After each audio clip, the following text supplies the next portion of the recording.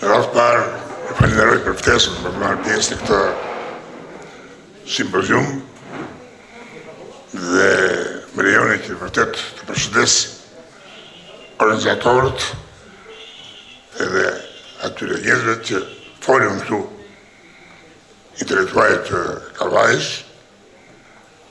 për këtë kontribut të madh që ka dhënë Kavaja që në fillimet e para të shtetit shqiptar. Mos harrojmë se atëherë shteti shqiptar akoma nuk ekzistonte, vetëm ishte shpall pavarësia dhe ishte një qeveri në Vlorë. Pra, kjo është një gjë e mirë shumë, sepse është një kontribut i madh patriotik. Ata nuk dolën, nuk shkuan të luftojnë për dovletin në atë kohë, si që ishte fjala e kohës, por shkuan për të mbrojtur trojet shqiptare. Dhe janë jo pak, por si që përmend të 500 veta, rreth 100 që kanë jetë detyra atje edhe njësësi e madhe të plagosësh. Kjo të regon se shqiptarët në veçantë Kavajës në veçanti gjithmonë kanë ditë të majnë vendin e tyre në rreshtet e para të shqiptarëve për të treguar vendosmërinë, dëshirën për të pasur shtet, panderi, demokraci.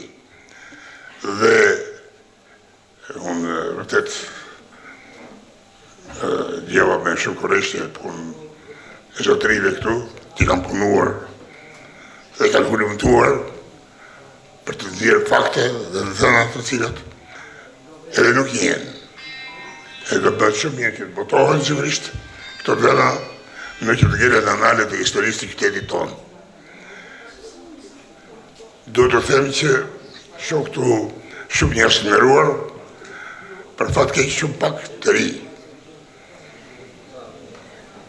Kjo ishte një simpozium pikërisht për traditat e qytetit, e qytetarët Kavajës.